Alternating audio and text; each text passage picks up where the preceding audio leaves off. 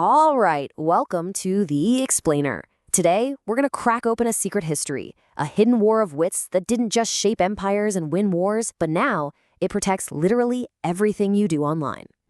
Yeah, I'm talking about everything, from your bank account to your private messages. It's all locked down by this ancient art, and it's really a constant battle of wits that's been going on for thousands of years.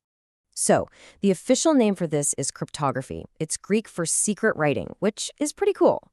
And for as long as people have had secrets, there's been this epic chase, this endless game of cat and mouse between the people making the codes and the people trying to break them. And that game, it has absolutely shaped history. Okay, so let's start at the beginning, or at least one of the most famous beginnings. We're going way back to ancient Rome, with a cipher used by none other than Julius Caesar himself. Now, this was a really smart and, brilliantly simple way for Roman generals to keep their messages safe out on the battlefield. The whole idea is just you take every letter in your message and you swap it for another one. That's it. Seriously, just think of it like one of those decoder rings you had as a kid. You and your buddy just have to agree on a secret number, that's your key. So let's say your secret key is 3. You just spin the wheel so A lines up with D, B lines up with E, and you're good to go. So if we use that simple key of 3, a word like hello suddenly turns into the secret message, core. Super simple, super effective, and back then, it was actually pretty secure. But you heard me say back then, right? That's the crucial part. Because every single code, I don't care how clever it is, has a weakness. And for the Caesar cipher, well, its weakness was hiding in plain sight. So let's say you're the enemy general, and you grab this message.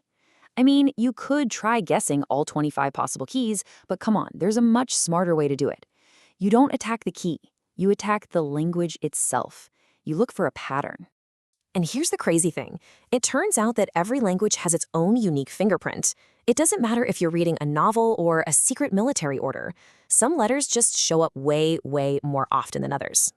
So for English, the undisputed champion is the letter E. It's everywhere. It shows up way more often than, a Q or an X or a Z. And that consistent pattern, well, that's the Codebreaker's secret weapon. And right here, this is the fatal flaw of the Caesar cipher.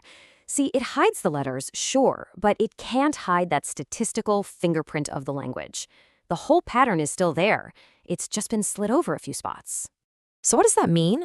Well, if you get a big chunk of coded text and you see that, say, the letter H is showing up all over the place, you can make a pretty good bet that H is actually the letter E in disguise. And if H is E, that tells you the shift key was 3, and boom, just like that, the whole message is unlocked. This brilliant trick is called frequency analysis.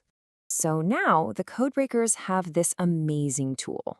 And that means the codemakers have to up their game. They needed a new trick, something that could actually hide that language fingerprint and make frequency analysis impossible. And to do that, they had to get way more complex.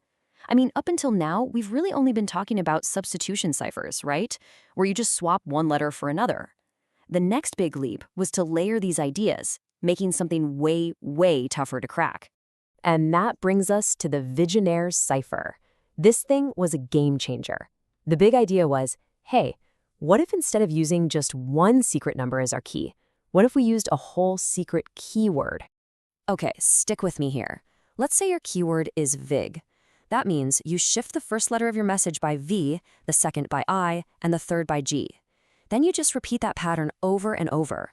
By using all these different shifts, it totally scrambles the letter frequencies. That big, obvious spike for the letter E, it gets flattened out, making that whole frequency analysis trick pretty much useless. I mean, this multi-layered approach was so good that it got a nickname, the indecipherable cipher. And it wasn't just talk. This thing stumped the best code breakers on the planet for more than 300 years. But of course, nothing lasts forever. Eventually, even the indecipherable cipher was cracked. The game of cat and mouse just kept escalating, right through world wars and huge mathematical discoveries, until finally we hit the digital age. The principles were kind of the same, but the complexity just exploded. So once we had computers, we got ciphers like the Data Encryption Standard, or DES. And this thing took all those old school ideas and put them on steroids. We're not talking about swapping letters anymore. DES was swapping and shuffling huge blocks of digital data, ones and zeros, and repeating the process over and over, millions of times. But here's the thing. From Caesar's super simple shift all the way to the insane complexity of DES, all of these codes had the same one big problem. How do you securely share the secret key in the first place? Think about it. For you and me to talk in secret, we first need a safe way to agree on the key. If someone steals that key, well, game over. The whole system is useless. This was a huge problem for decades, until 1976, when two guys, Whitfield Diffie and Martin Hellman, came up with a revolutionary, almost mind-bending idea that changed absolutely everything. It's called public key cryptography. Okay, the best way to think about it is like a special kind of mailbox. You have a public key that's like an open mail slot that you can give to literally anyone in the world. They can use that slot to drop a message in your box and lock it shut.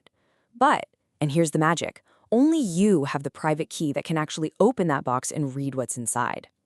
And this totally elegant solution to that age-old key-sharing problem is the foundation of our entire modern secure internet.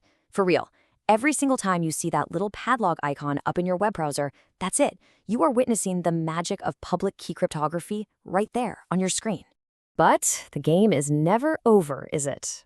Now the rise of quantum computers, these incredibly powerful machines, threatens to break even our best, most advanced codes. The chase between the Codemaker and the Codebreaker is still on. And it just leaves you wondering, what's the next brilliant move in this ancient game going to be?